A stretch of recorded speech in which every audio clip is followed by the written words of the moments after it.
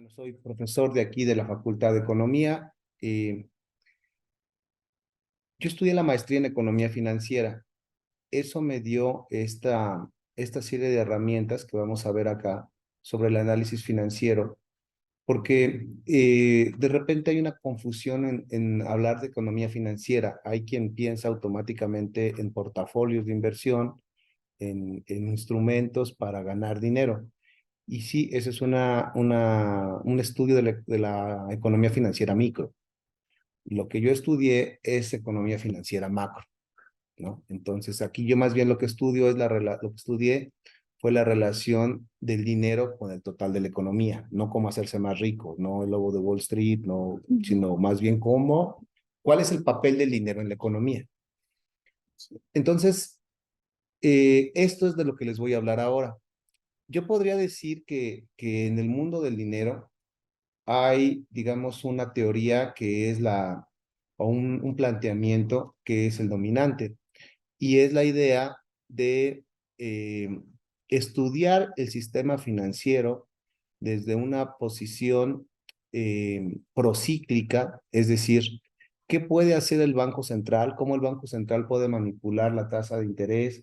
¿Cómo puede manipular los agregados monetarios, es decir, la oferta monetaria, para que la economía siempre se mantenga en una condición, digamos, estable, que se logren las metas? ¿Cuáles son las metas?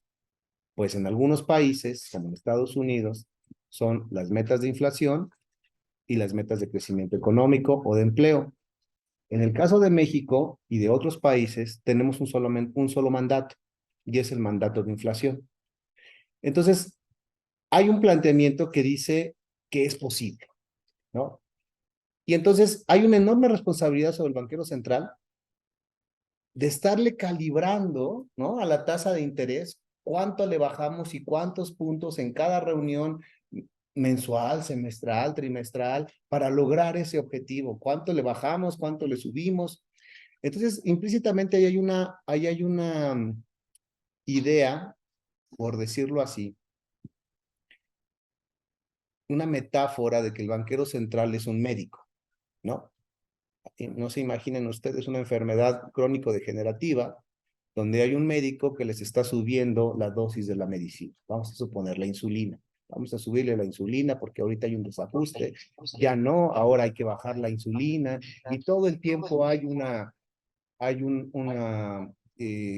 interacción entre ese médico y el fenómeno de estudio, ¿no? Y la verdad es que se puede, ¿no? O sea, se puede tener al paciente viviendo con diabetes durante muchos años si hace caso. Bueno, el planteamiento marxista no dice eso. El planteamiento marxista dice, a ver, en realidad, el médico es parte del problema. O sea, las recomendaciones de política monetaria que se dan no necesariamente resuelven el problema. Es más, el problema es tan grave que no hay forma de resolverlo. Es un problema mucho más complejo. Estamos minimizando el tema de la posibilidad de una crisis económica a partir del buen uso de los instrumentos monetarios, de la tasa de interés, de la oferta monetaria. Mira, toda crisis económica es posible de eludir, es posible digamos, de disuadir si tenemos un buen banquero central. Si sabemos utilizar bien esas herramientas, la verdad es que no tendría por qué haber crisis. La crisis es un accidente, ¿no? Esa sería la idea implícita. El planteamiento de Marx no es ese. El planteamiento de Marx es: la crisis existe y existirá. ¿Qué hace el banquero central? Intenta administrar la crisis, pero solamente eso. Pensar que el banquero central o nosotros, los economistas, cuando trabajemos en el gobierno, vamos a resolver el problema económico y vamos a evitar las crisis, pues casi es que creer en los Reyes Magos, ¿no? O sea, así de iluso es. La crisis, y vamos a ver ahorita más adelante una línea del tiempo que les preparé con las crisis que han habido, que un poco dan respuesta a esto. Las crisis existen en la economía y es imposible que no existan. Es imposible eludirlas. A lo más, el banquero central podrá administrarlas, podrá tratar de hacerlas menos profundas. Y por cierto, es deseable que lo haga. Bueno, entonces yo más bien me voy a centrar en esta segunda teoría, en el planteamiento del sistema financiero para Marx, no en el planteamiento, digamos, neoclásico, ¿no? Incluso post-keynesiano. Entonces, miren ustedes, el problema es que esta situación, este tema, Marx lo viene a plantear de manera muy profusa hasta el tomo 3 del Capital. Específicamente estamos hablando de la sección cuarta y la sección quinta. En la página, en la edición del siglo XXI, estaríamos hablando de los volúmenes 6 y 7, ¿no? Del tomo 3 del Capital. Estamos hablando alrededor de 500 páginas. Y la verdad, poco organizadas. Hay, es perdón, es una presentación, yo podría caracterizarla de preliminar. Incluso es un borrador lo que hay en el tomo 3. No es una obra final lista para la imprenta hecha por Marx. Entonces, hay una mezcla enorme de cuestiones históricas, de conceptos, que en mi experiencia ya larga de profesor de economía política aquí en la facultad, es que no es sencillo. No es sencillo abordar el tema y no es sencillo de repente para los estudiantes adquirirla, porque de verdad que es una prosa compleja de entender para estudiantes del siglo XXI. Es un texto que se hizo en el siglo XIX, que no fue hecho para un ámbito universitario, sino fue una obra que Marx hizo y que además la dejó inconclusa, que la había que revisar. Engels hizo lo mejor que pudo, pero creo que en términos didácticos no es fácil entrarles. Bueno, afortunadamente, David Harvey se dio a la tarea de retomar una serie de planteamientos de Marx y escribir un libro en el cual él trata de poner orden a la discusión, de hacer una síntesis ordenada. Ese libro se llama Los límites del capitalismo y la teoría marxista. Yo me atrevo a decir que es el libro menos conocido de Harvey, ¿no? No es esta etapa tan prolífica que tuvo después en ACAL y que ¿no? vendía y vendía y vendía. Este libro es editado en México por el Fondo de Cultura Económica en 1990. Estamos hablando de un libro de los años 80. Esto es muy importante que lo entendamos. Es un libro de los años 80. Es decir, ¿cuántas cosas financieras han pasado de que David Harvey escribe el original en los años 80 en inglés a nuestros días? Han pasado muchas cosas. No me atrevo a decir que esté desactualizado el texto de Harvey, justo lo contrario. Justo lo interesante del asunto es que está muy actual. Lo que escribió Harvey originalmente en inglés en los años 80 describe mucho el problema financiero actual. ¿Qué voy a hacer yo entonces? Voy a dar el planteamiento de David Harvey, que en realidad es una síntesis, a mi parecer, muy buena de dos secciones del tomo 3 del Capital, y voy a actualizarlo con datos de situaciones que han pasado en el mundo financiero en, no sé, 3 décadas. Y voy a finalizar con algunas reflexiones para América Latina. Bueno, comenzamos. A ver, primero que nada, hay que entender que el mundo financiero, híjole, con esas letras negras no sé si se ve bien, que el mundo, es la última, que el mundo financiero eh, no está solo. Ahí es donde yo les decía de que entendamos la diferencia de los marcos teóricos, ¿no? Para el marco teórico neoclásico, el mundo financiero es el mundo financiero y hay que hacer modelos econométricos probabilísticos que te digan cómo se va a comportar la inflación el próximo año, cómo se va a comportar la tasa de interés, cómo se va a comportar el precio de una acción, los bonos, la bolsa de valores. Y mira, si tú haces bien, si tú eres limpio, eres adecuado en tus herramientas econométricas, vas a tener buenos pronósticos, buenos forecasts, ¿no? Eh, a mí me parece que la gran aportación de este planteamiento es decir, oiga, el sistema financiero no va solo, ¿eh? El sistema financiero es imposible que crezca si no tiene que ver con el sector productivo. No hay forma. Dinero no genera dinero. No hay forma de que metas dinero en una bóveda, te esperes un tiempo y después ya hay más. Mágicamente, no sabemos cómo, pero el dinero generó dinero. No, eso no es posible. Entonces, los financieros se les olvida eso. Y lo único que hacen es observar los rendimientos pasados y con base en los rendimientos pasados pronosticar cuáles van a ser los rendimientos futuros. Pero fíjense la lección que acabamos de aprender como humanidad. Nadie esperaba un coronavirus. ¿Cómo eran los rendimientos pasados de la Bolsa de Valores de Estados Unidos? ¿Cómo se comportó el Dow Jones entre 1910, perdón, entre 2010 y 2019? Fueron 10 años de crecimiento constante de la bolsa. Si ustedes fueran trabajadores de fondos de inversión y me quisieran vender a mí un fondo de inversión en el año 2019, ¿qué me dirían? Que me arriesgue, que lleva 10 años continuos creciendo el Dow Jones y el Nasdaq, que la probabilidad de que en 2020 algo malo pase es del 0.000000001%. ¿Por qué? Pues porque sí viene ocurriendo. Bueno, pues pasó algo que para los econometristas se llama cambio estructural. Un hecho que nadie esperaba, el brote del coronavirus. ¿Qué le pasó a la actividad económica? Bueno, ustedes saben, se cayó la actividad económica y por lo tanto las bolsas también cayeron. Entonces, ¿cuál es la lección que tenemos que aprender?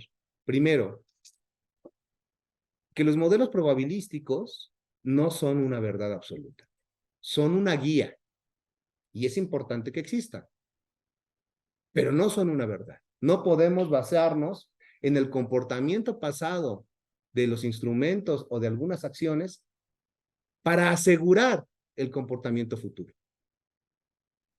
El comportamiento de las variables financieras tiene mucho que ver con la estructura productiva. Y eso es lo que se nos olvida. Y eso es para mí la gran aportación de Marx. Y en este momento lo que estamos viendo de Harvey. Entonces, ¿cuál es el escenario ideal?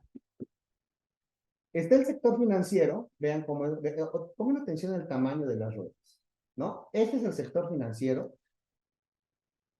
Ese sector financiero va a financiar, esto se llama función de intermediación, le va a mandar recursos dinerarios al sector industrial y se van a producir bienes. Observen cómo la producción de bienes es superior al sector financiero precedente. Es decir, con el dinero que me diste, yo genero más valor. ¿Está claro? Si eso es cierto, bueno, voy a tener una deuda financiera, pero esa deuda financiera va a ser perfectamente pagable con las ganancias productivas después del financiamiento. Es decir, la tasa de ganancia es superior a la tasa de interés.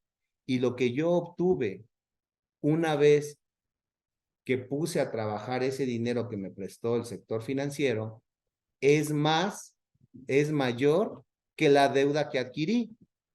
Este es el escenario ideal.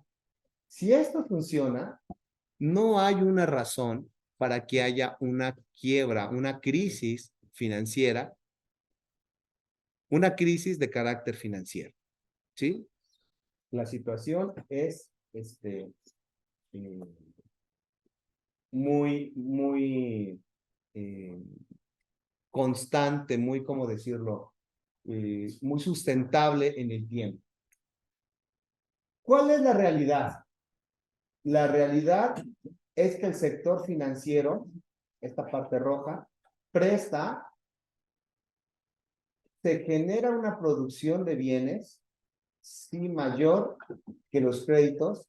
La deuda financiera resulta ser mucho más grande y las ganancias productivas después del financiamiento resultan ser insuficientes para pagar el crédito.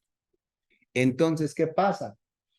Que el capitalista productivo vive endeudado, vive con una deuda, la tasa de ganancia podría ser cercana a la tasa de interés o incluso inferior.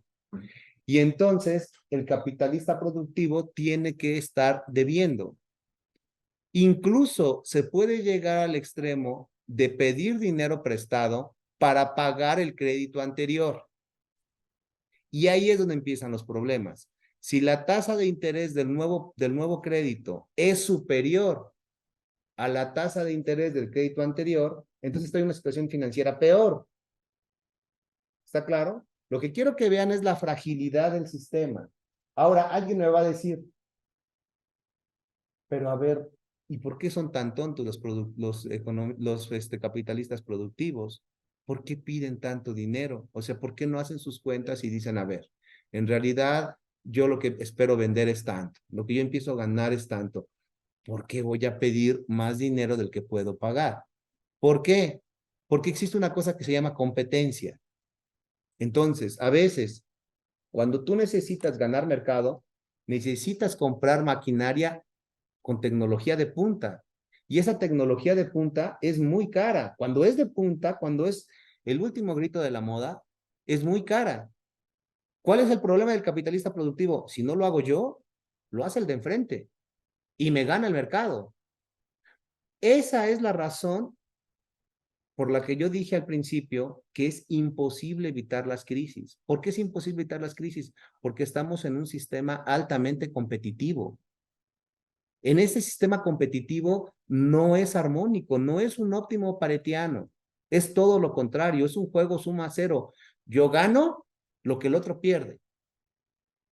Entonces, ¿por qué me atrevo yo? ¿Por qué soy tan audaz? ¿Por qué soy tan arriesgado? ¿Por qué soy tan irresponsable de pedir un crédito tan alto cuando a lo mejor las ganancias no me van a dar para pagar? Porque necesito ganar el mercado, porque estoy en una competencia feroz, porque si yo no tomo esas decisiones arriesgadas, el otro las puede tomar y me elimina del mercado.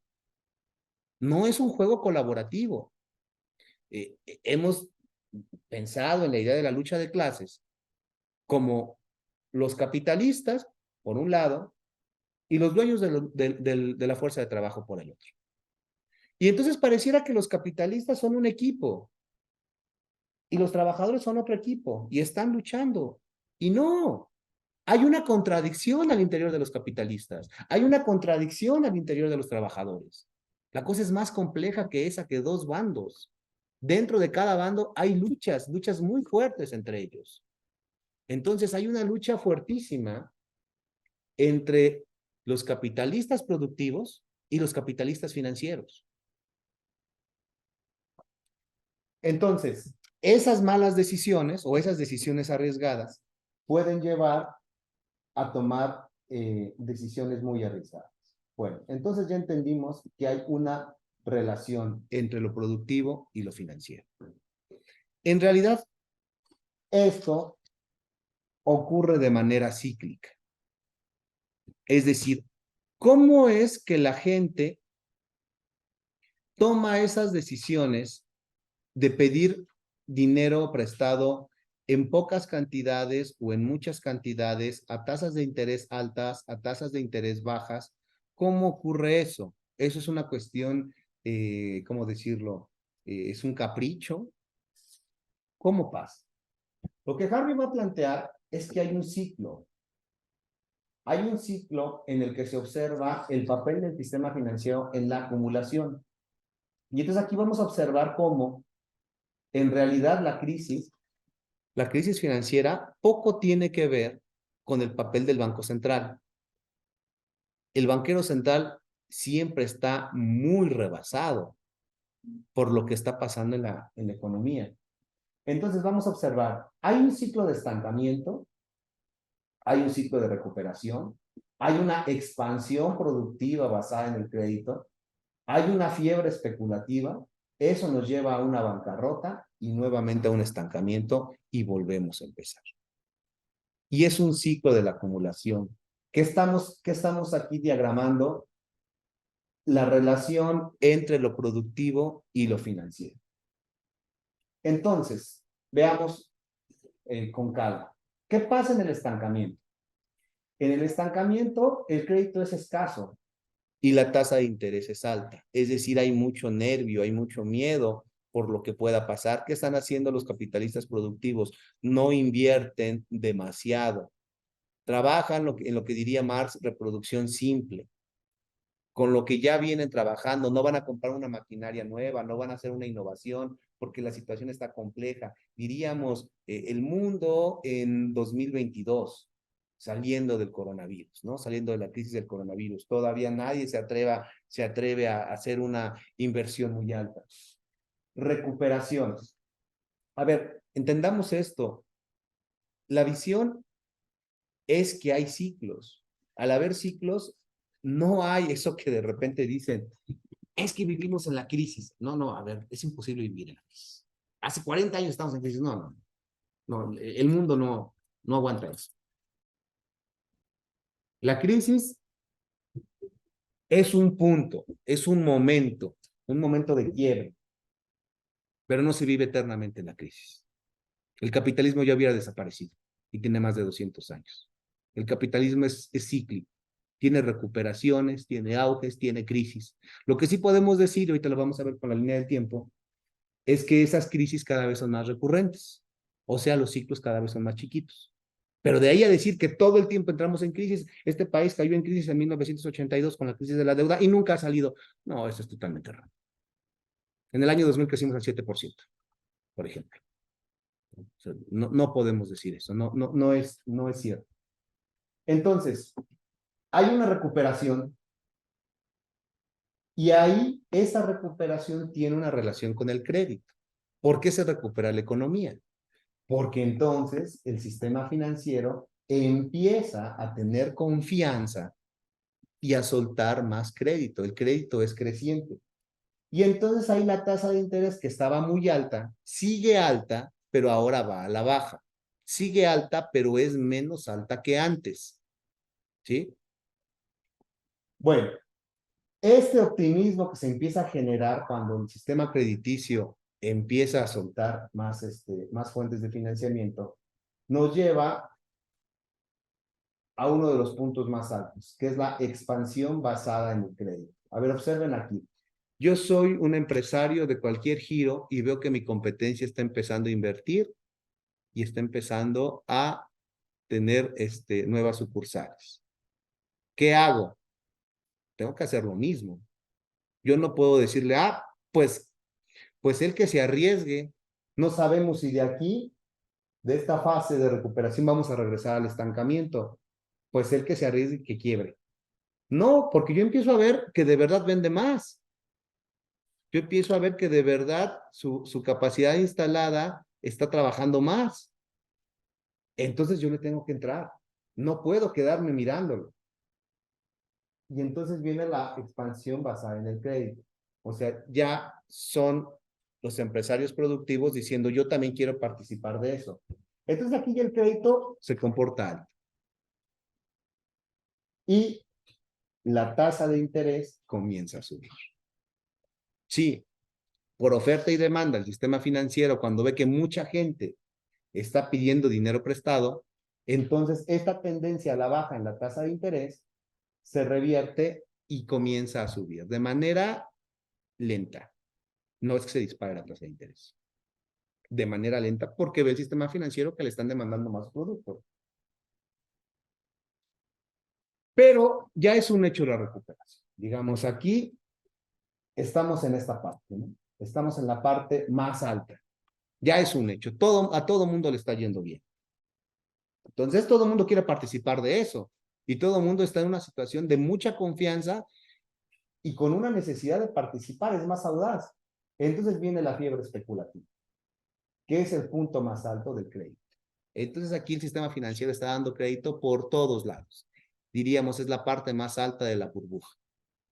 Hablemos de la crisis hipotecaria del año 2009, diríamos, estamos en el año 2008, donde hay gente que tiene 5 casas y hay créditos por todos lados. Y la tasa de interés ya es alta. Pero no importa, porque las expectativas futuras de ganancia son todavía mayores que lo que yo tengo que pagar de tasa de interés.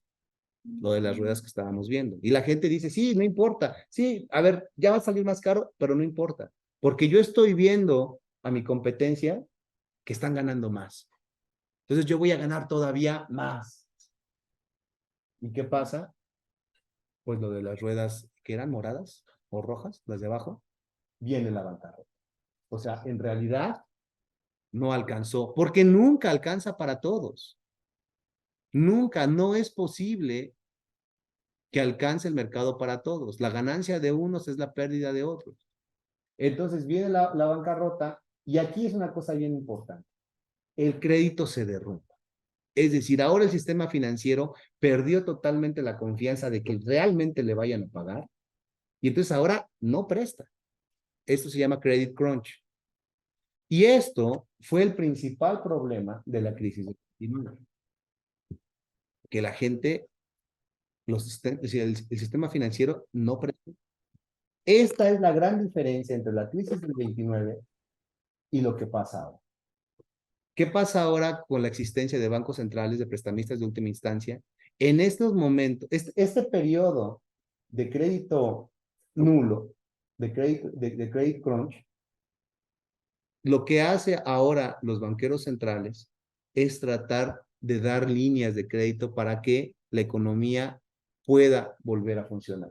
Entonces aquí la tasa de interés es el punto más alto, es un punto de usura. Allá tú si quieres pedir crédito, es carísimo y no a cualquiera se lo dan. Y eso nos lleva a un punto de estancamiento. ¿Por qué? Porque entonces como ya el crédito es tan caro, pues mejor despido gente y trabajo con lo que tengo. Aquí ya mi posición no es ganar mercado, aquí mi posición es minimizar pérdidas, lo menos que pueda perder. Y entonces ya estoy en estancamiento y vuelvo a regresar al punto anterior. Ahora, ¿cuál es la razón? Me parece el elemento más innovador de Harvey, que yo podría considerar que aquí desarrolla muy bien la idea de Marx.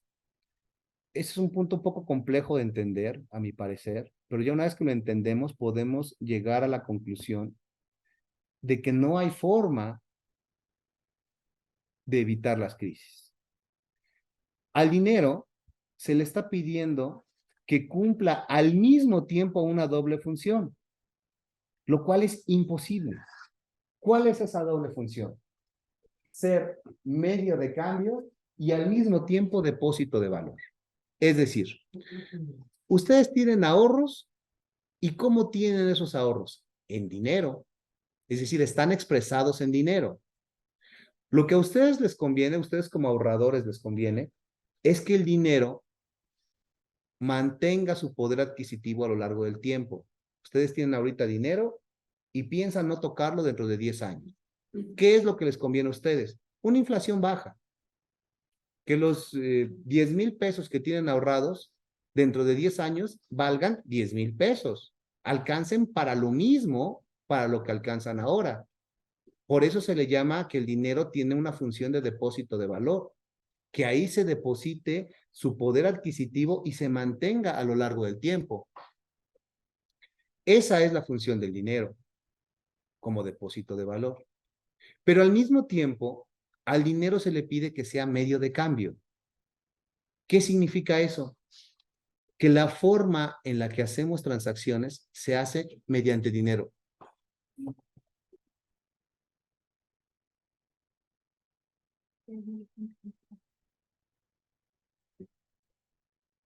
Gracias. ¿Podemos hacer una pausa? ¿Podemos hacer una pausa? Es que me están buscando urgentemente. ¿Sí? Dejas de grabar. Sí.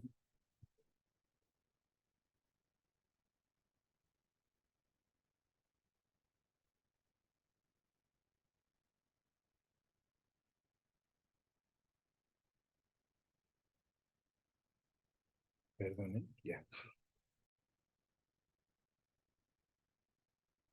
Ya. Sí. Entonces, para que el dinero cumpla la función de medio de cambio, necesitamos todo lo contrario. Necesitamos que el dinero sea ágil, ¿sí? Necesitamos que el dinero no sea escaso, que haya mucho dinero en circulación, porque en la medida de que hay mucho dinero en circulación, entonces yo puedo hacer transacciones más rápido.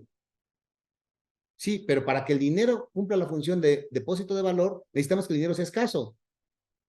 Entonces, ¿qué le estamos pidiendo al dinero? Le estamos pidiendo al dinero que sea abundante para hacer transacciones, pero al mismo tiempo que sea escaso para que mi dinero, cuando yo lo ahorra, se mantenga su valor en el tiempo. Señores, eso es imposible. Es imposible. El dinero no puede ser medio de cambio y depósito de valor de manera efectiva al mismo tiempo. O es una o es otra. No hay forma de que sean los dos. Entonces, ¿qué es lo que pasa en realidad? Me voy a regresar. Que en estas etapas el dinero funge su papel como medio de cambio. Hay mucho. Ojo, cuando estoy hablando de dinero, estoy hablando de en el sentido amplio del dinero, es decir, dinero y sustitutos del dinero, o sea, el crédito. Entonces, en este punto, el dinero y el crédito fungen como medio de cambio. Hay mucho. Hay tarjetas de crédito, hay créditos hipotecarios a bajas tasas, hay créditos automotrices, hay créditos estudiantiles, hay infinidad de formas. ¿Qué te está diciendo la economía? Compra, compra, compra, compra, consume, consume, consume, consume. Meses sin intereses, tasas de interés bajísimas. Porque el ciclo económico te está diciendo que lo que necesita es dinero. Hagan de cuenta que el dinero es la sangre en el sistema humano. Ustedes saben que la sangre es la que dota de nutrientes al corazón, al cerebro, ¿no? Entonces, el torrente sanguíneo es el que va alimentando a todo. Así es el dinero. Si el dinero es escaso, entonces el ser humano, si la sangre es escasa, el ser humano no se mueve. Necesitamos que la sangre circule. Necesitamos que el dinero circule. Y si circula, podemos llegar a estos puntos de auge. Sí, el problema es cuál es la medida. Por eso les decía, en términos médicos tenemos el baumanómetro y decimos, oye, tu presión arterial está muy alta, hay que bajarla. Ahí te van unas pastillas para la presión arterial, hay que cuidar la sal, hay que cuidar una serie de cosas, que tu sangre no circule tan rápido. En la economía no es sencillo, no existe una pastilla, no es un organismo, es un sistema complejo que no se puede detener. Entonces, el problema es que cuando ya nos damos cuenta que hubo un exceso de crédito, ya estamos en la bancarrota. ¿Y qué viene? Ahora viene esto. Ahora viene el dinero como depósito de valor. Se acaba el crédito y lo que ahora decimos es, no, ya no vamos a especular. Que el dinero como depósito de valor. Lo que necesitamos, ¿qué es lo que quiere el dinero? ¿Qué es lo que quiere la gente en crisis? Dinero, no instrumentos financieros, no promesas de pago. Quiere dinero. Quiere eso que es esa función del dinero, depósito de valor. Y entonces el dinero es una dualidad. En realidad se la vive entre fungiendo como medio de cambio y como depósito de valor, dependiendo del momento del ciclo económico. Entonces es imposible encontrar el punto medio en el que el dinero sea al mismo tiempo medio de cambio y depósito de valor. Bueno, voy a ver esto. Línea del tiempo. Voy a mencionar solo algunas cosas. A ver, primero, ¿cómo era antes esta doble función del dinero?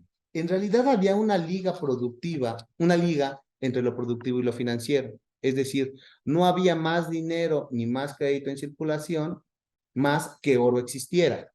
Pero el oro es una actividad productiva. Extraer oro implica medios de trabajo, fuerza de trabajo, medios de producción. Pues había una liga entre lo financiero y lo productivo. Pero se acaba el patrón oro en 1918. Entonces, eso le da paso a poder extender el crédito. Y es una de las razones que generan la crisis del 29. Para 1933 se genera una regla, una legislación muy férrea al sistema financiero, como nunca antes ha existido, nunca jamás volvió a existir, que se llama la ley Glass-Steagall. La ley Glass-Steagall va a poner muchas restricciones al sistema financiero para evitar que crezca desmedidamente, así como lo dijimos. Y entonces tratar de que el dinero vaya al sector productivo y no se quede en los circuitos financieros. Bueno, dentro de esa legislación hay un elemento que es muy importante y que va a generar, irónicamente, uno de los elementos centrales de las crisis del año 2001 y 2009 sobre todo, y es la legislación Q. La legislación Q o la regla Q es parte de la ley Glass-Steagall. Y esa regla Q le ponía un techo, ojo, no un mínimo, un techo a la tasa de interés pasiva que tú le puedes pagar a los ahorradores, o sea, que tu banco le puedes pagar a los ahorradores. A un ahorrador no le podías pagar más del 2% de tasa de interés por tener su dinero ahorrado en el banco. Uno diría, con ojos actuales, 2%, eso es nada. Sí, pero estamos viviendo una época de deflación. El fenómeno de la inflación no va a existir en la economía sino hasta los años 70. Entonces, cuando tú te sobraba dinero y lo metías al banco, el premio que recibías era el 2%. O sea, el dinero como depósito de valor. Se mantenía el valor del dinero, incluso crecía 2%. Mientras no hubo inflación, esa legislación Q funcionó muy bien. Pero ¿qué va a ocurrir por acá? ¿Qué va a ocurrir en los 70? Bueno, primero un problema muy importante en el 71, y es la ruptura del patrón oro-dólar, la ruptura de los tratados de Bretton Woods, y entonces esa idea de que 36 dólares valían una onza de oro se acabó, y entonces ya estamos en un dinero totalmente fiduciario. Es decir, créeme que ese dólar tiene un respaldo, porque ya no tiene respaldo en oro, ni lo va a tener. Eso en realidad le está abriendo la puerta a la posibilidad de ampliar la oferta monetaria, porque ya no tienes una restricción con la cantidad de oro, pero no solamente a eso, le estás abriendo la puerta a nuevos instrumentos financieros, basados en qué, pues en dólares. Pero los dólares, ¿quién determina quién los haga? Pues quien tenga la maquinita de hacer dólares. ¿Qué fue lo que ocurre en los 70? Pues la inflación. Ahora pónganse a pensar en los pobrecitos ahorradores, los pobrecitos, gente pudiente que tiene dinero de más y que observan que el premio por ahorrar es del 2%, pero la inflación es del 15, del 18, del 5, del 10. ¿Qué está pasando? Que están perdiendo. Entonces, se vuelve un grave problema porque ¿cómo es que la gente va a mantener su riqueza si la inflación es más alta que la tasa de interés? Porque hay una ley que te impide pagar más de 2% a los depósitos. Entonces ahí surge, o ahí comienza esta idea de la banca en la sombra.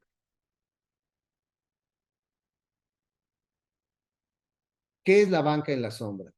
Son operaciones de los bancos comerciales fuera de la hoja de balance. ¿Qué quiero decir con la hoja de balance?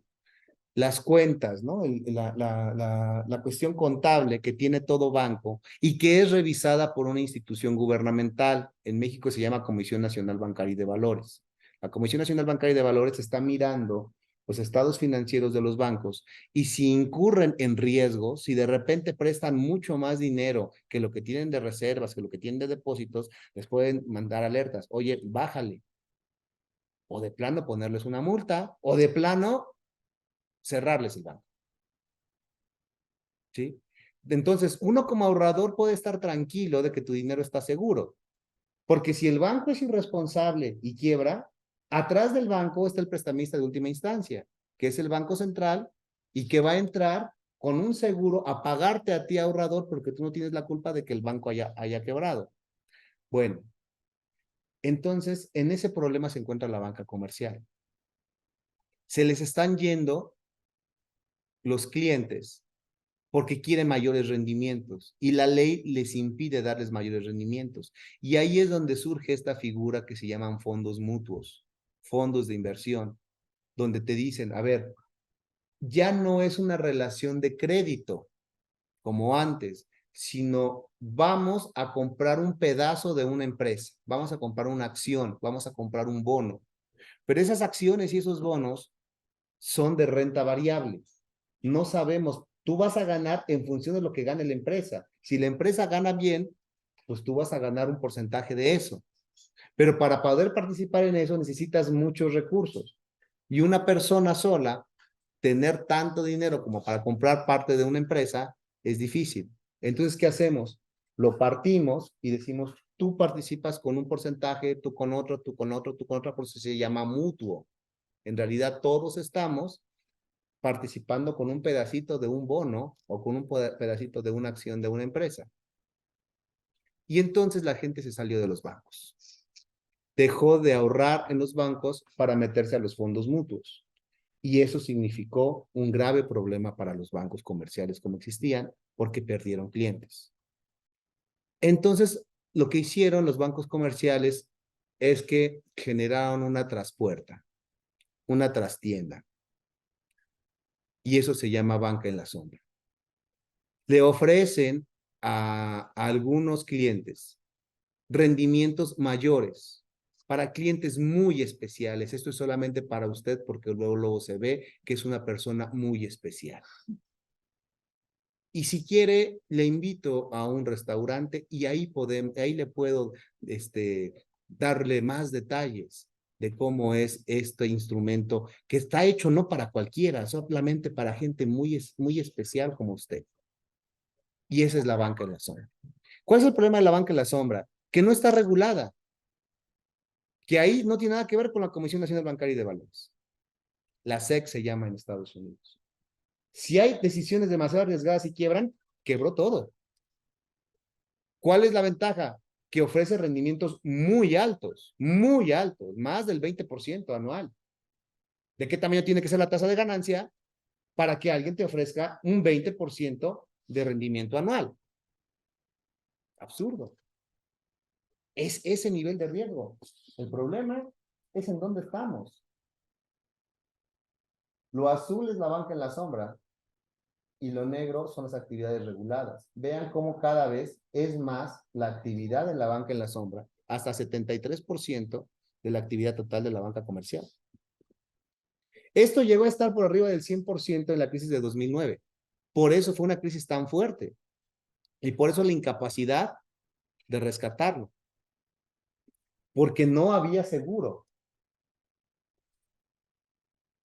Bueno, entonces, las crisis bancarias expresan la imposibilidad de mantener la rentabilidad de los activos en el largo plazo, siendo las expresiones formales e inmediatas de la crisis bancaria. Hay una deflación de los activos, hay una falta de liquidez por una mayor demanda de dinero debido a retiros masivos de los cuentavientes o por la interrupción de la actividad interbancaria. Hay una subida de la tasa de interés, una restricción del crédito, credit crunch, quiebra de bancos, y esto es debido a que los bancos actualmente funcionan como banca múltiple. Un poco estamos aquí hablando lo del ciclo que ya mencionamos. Bueno, entonces, necesitamos que la tasa de interés sea siempre menor que la tasa de ganancia para que no haya una crisis financiera. Pero ya quedamos que hay un comportamiento cíclico de la economía. Mientras haya auge y expansión, la tasa de ganancia es superior a la tasa de interés. Pero en periodos de crisis y recesión es al revés. Entonces, cuando pasa esto, hay dos opciones. La inflación que es decir, aumentar el dinero, aumentar el crédito, que fue lo que pasó en el coronavirus, o la deflación, que es lo que pasó en la crisis del 29. Caída de los precios de los bienes y de los servicios hasta que lleguen a un punto en el que volvamos a la recuperación. ¿Cuál fue la experiencia? Que nos fue muy mal. Crisis del 29, no hubo prestamista de última instancia, no hubo inflación, no hubo intervención de la banca central para aumentar el crédito, y entonces toda la década de los 30 fue una década de gran recesión, conocida como la Gran Depresión. Historiadores varios, como Willy Paul Adam, plantean que en realidad la forma de la salida de la crisis del 29 fue la Segunda Guerra Mundial. Sin la Segunda Guerra Mundial, quién sabe cuánto más hubiera durado la crisis. El New Deal de Roosevelt ayudó, pero hay quien plantea que no fue suficiente, que no hubiéramos salido con solamente las políticas keynesianas del New Deal sin la economía de guerra. La Segunda Guerra Mundial, que hizo que entonces la gente sacara el dinero y empezara a invertir en armas. Y con esa inversión de armas se activa toda la economía porque entonces necesitas soldados, necesitan gente que haga las armas, necesitas choferes, necesitas gente que haga los uniformes, o sea, todo lo que tiene que ver la economía de guerra. Y hay quien plantea que eso en realidad es la economía de Estados Unidos hoy. Una economía de guerra, la necesidad de que siempre haya guerra para esto que se llama el complejo industrial militar. Y es una forma de siempre mantener un nivel activo de la economía. Bueno, entonces si hay inflación, se deprecian las deudas. Entendamos eso.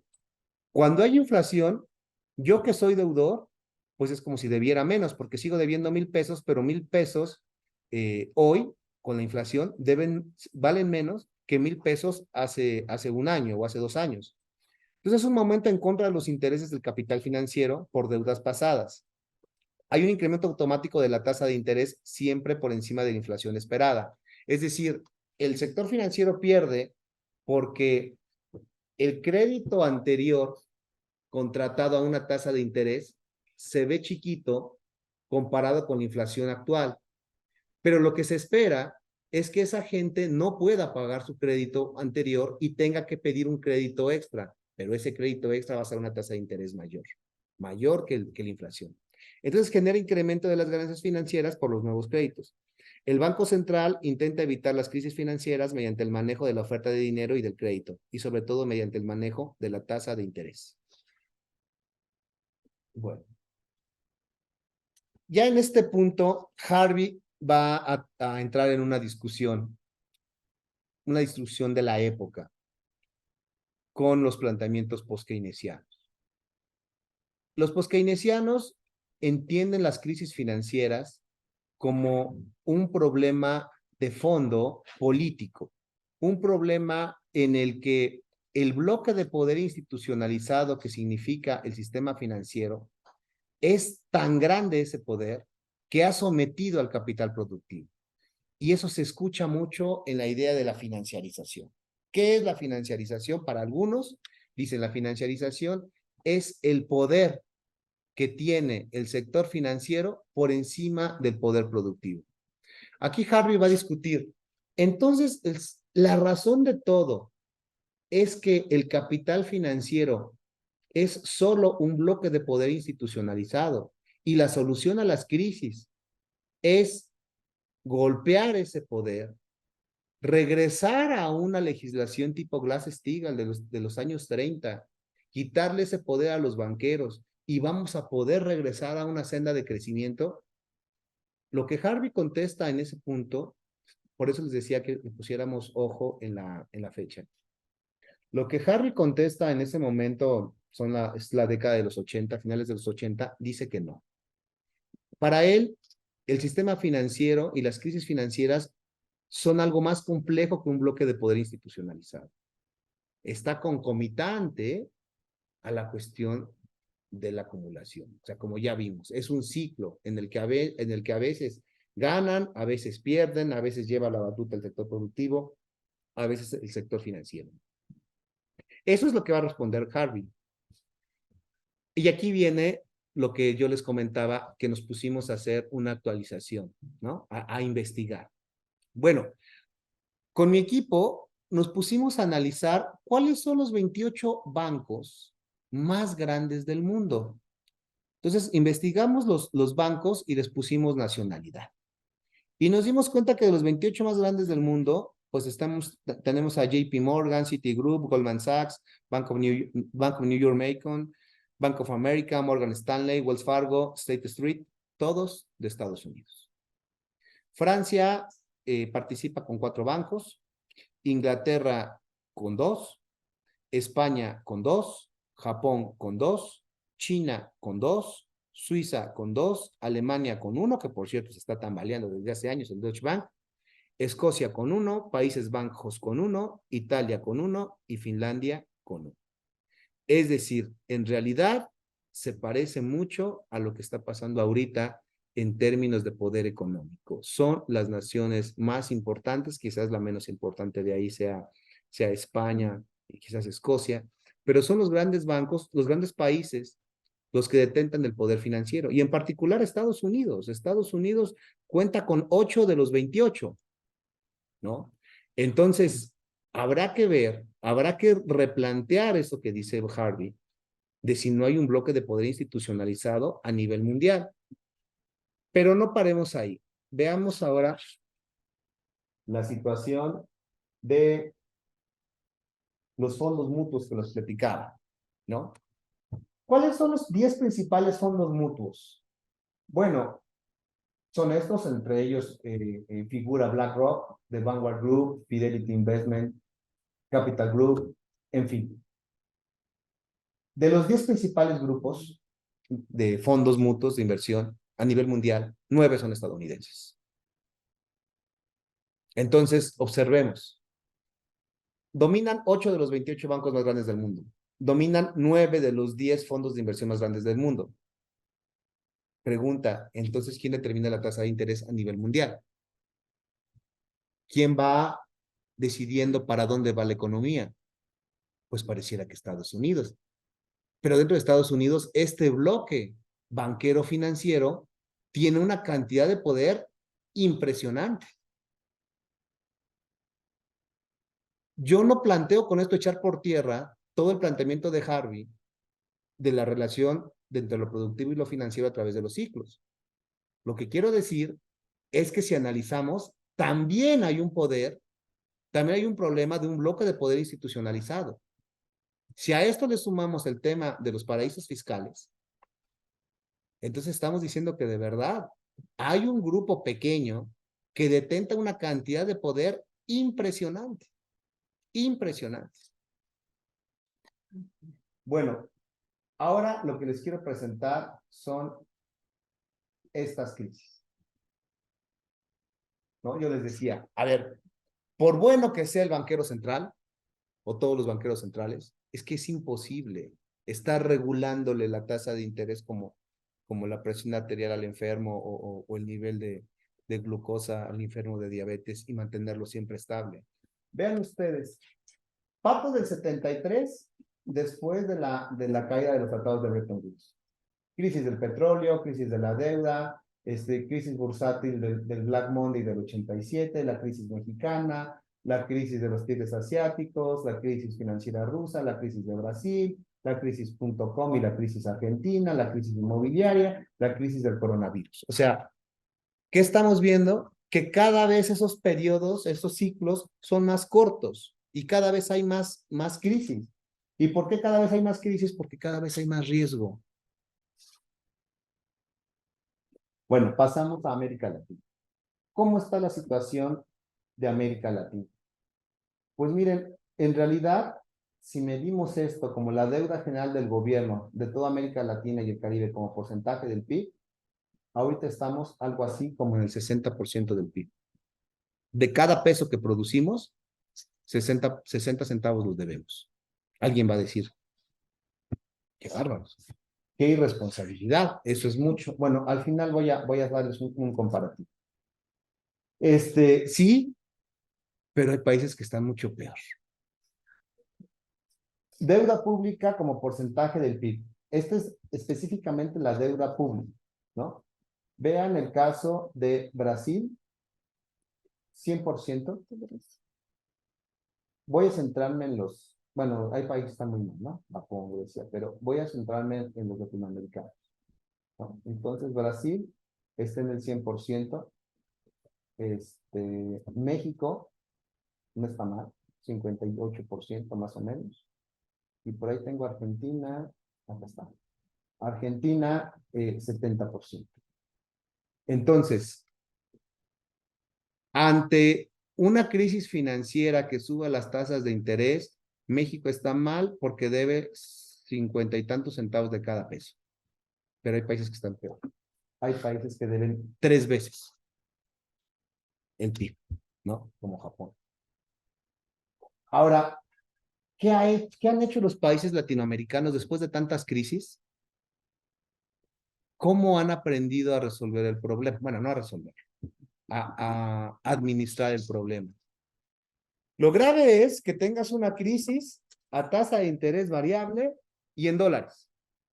México 1982, o en general la crisis latinoamericana de 1982.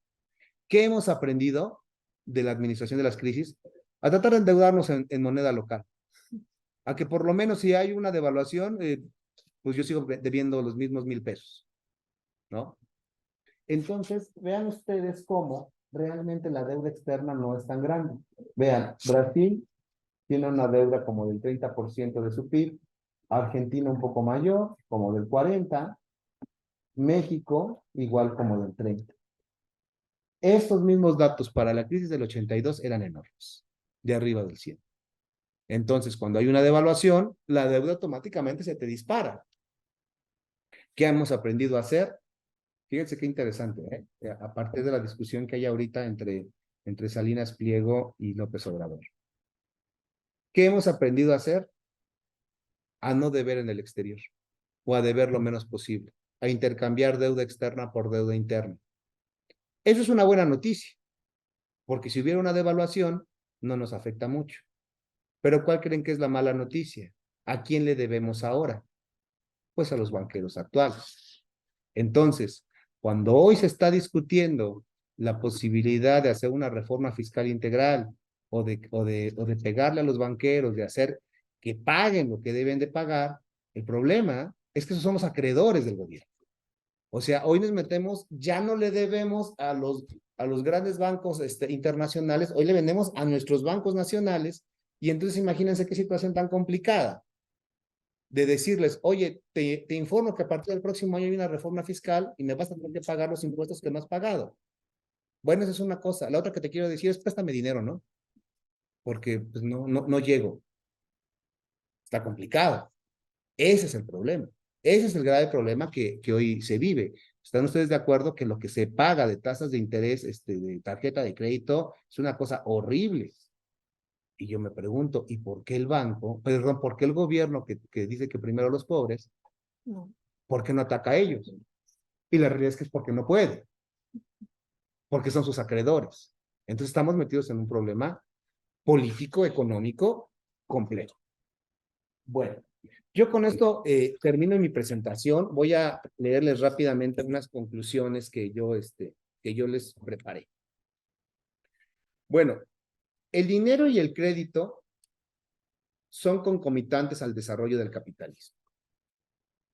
Es decir, el dinero y el crédito han sido la gran palanca para avanzar en un mundo altamente competitivo. La sociedad como la conocemos, con sus grandes avances científicos, médicos y tecnológicos, hubieran sido imposibles sin el sistema financiero, ¿no? Porque de repente nos encanta encontrar como al villano de la película, pero se nos olvida que el sistema financiero dio el dinero para generar los avances tecnológicos para este celular, para el equipo médico, ¿no? Que hoy hay operaciones a corazón abierto, operaciones de ojos, y ahí está el sistema financiero. Y eso se nos olvida. La humanidad se transforma a una velocidad cada vez mayor, por lo que los instrumentos financieros se han vuelto más ágiles. Hoy queremos el iPhone no sé qué, vamos, 14, 15, y ya queremos el 16, y ya queremos el 17, y ya queremos mayor tecnología. O sea, vean cómo el avance tecnológico de la humanidad diríamos, de la Segunda Guerra Mundial para acá, ha sido vertiginoso. Si ustedes imaginan ser ciudadanos de los años 50, de los años 40, y les dijeran que en el futuro van a haber teléfonos celulares, va a haber internet, va a haber Netflix, van a haber médicos que los van a atender vía remota, les van a poner un chip y les van a decir cómo está su nivel de glucosa, de presión, o sea, suena una locura, suena de verdad una locura. Piensen ustedes el enorme avance tecnológico que ha vivido esta sociedad, para bien y para mal, ¿no? También tenemos una capacidad de generar armas de destrucción masiva impresionantes. Bueno, lo que quiero que reflexiones es que en todo eso está el sistema financiero, porque para todo se necesitó dinero, y para todo fue una apuesta, para todo fueron fondos de inversión diciendo, a ver, le apuesto a esta nueva arma, le apuesto a este celular, le apuesto a este equipo médico, le apuesto a esta medicina le apuesto a la píldora anticonceptiva. A ver, detrás de todo eso hubo dinero, hubo un sistema financiero que si hubiésemos estado en la legislación férrea de la Glass-Steagall, híjole, quién sabe dónde estaríamos ahorita. No sé, no sé si seguiríamos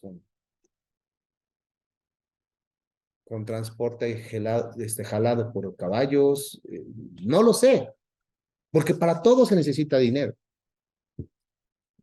Dice, la humanidad se transforma a una velocidad cada vez mayor, por lo que los instrumentos financieros se han vuelto más ágiles, más agresivos, cada vez más riesgosos, y por tanto la posibilidad del no pago está siempre latente. El dinero es como una máquina del tiempo que nos permite consumir el producto del trabajo que haremos en el futuro, a veces en un futuro de 15 años más, como por ejemplo los créditos hipotecarios, ¿no? Son créditos a 15 años, tomamos posesión hoy y durante de 15 años los vamos a pagar. Yo no sé si voy a vivir 15 años más, pero ya estoy viviendo en esa casa. Y ahora con el coronavirus es algo todavía más latente. Oye, ¿cuánta gente se murió? ¿Cuántos créditos no se pagaron porque la gente se murió? Cosas que parecían totalmente viables, porque por igual se murió gente de bajos recursos y gente rica. No digo que en unas cantidades, ¿no? Pero también se murió gente con muchos recursos.